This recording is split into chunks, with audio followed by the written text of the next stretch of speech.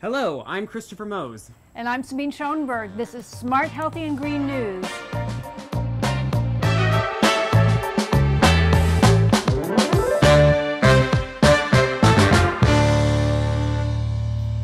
So first up today, we have new information that Alphabet's Nest is not going to be compatible with Apple's HomeKit. Now, we've been worried about this as the tech giants get into this space. That competitive nature starts to impact what works with what, and as we're trying to integrate all this together, it gets a little challenging. It gets a great deal challenging because who are you going to go with? Apple or Google? Not a good choice. And until those two really duel it out to figure out what the right platform will be, who the winner is, or how this all comes together, what are we as consumers to do? That's the big question. Right. And certain manufacturers, Philips for one, with their Hue lighting system, is showing that they are taking the lead there, and they are actually integrating with Google's Nest framework, Apple's HomeKit. They also have an independent app as well, which is actually what we're seeing as kind of what we would like to see as a standard about how most manufacturers approach this space. That would be really the good news if a lot of manufacturers take their lead, because while all this is being shuffled around, products that work on all platforms are really the way to go. And ultimately, a few years from now, I'm sure we'll know what the answer will be and how it all comes out in the mix. But right now, the one other thing I want to point out, get yourself a good integrator, because you need somebody in this very confused world of home smart devices to put it all together for you, because the key at the end of the day is to figure out what's right for you.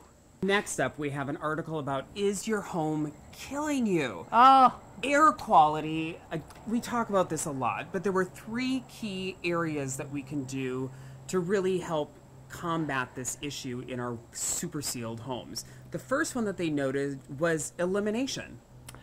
Eliminate all the toxic products that are in your house. Think about what is off-gassing in your house. Is it the paint? Are there glues and products that you've bought? Cabinets, glues under your floor. Formaldehyde is a big one, off-gassing off a lot of furniture. Eliminate, reduce, be conscious as you buy new products about what you really are bringing into your home. So the second piece was the area of maintenance. Oh yeah, maintenance is always there. You own a house, you own an apartment, you have maintenance, right? And there are simple things you can do. It's all about the quality of your air supply and your air systems.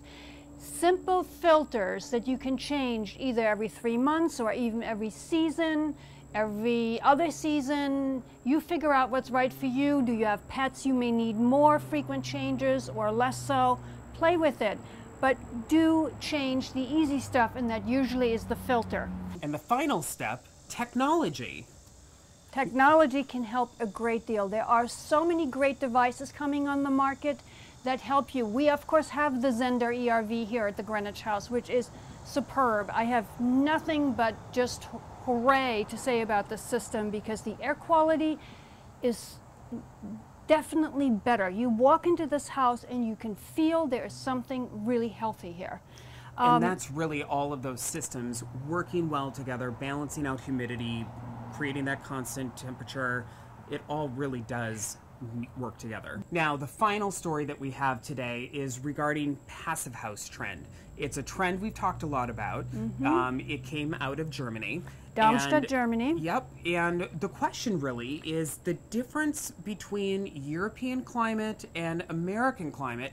Is this standard going to be something that's achievable in the long run here in the U.S.? It's tough. If you live in extreme climate conditions, we were talking northern plains where it gets really, really cold. Or Southwest, really hot.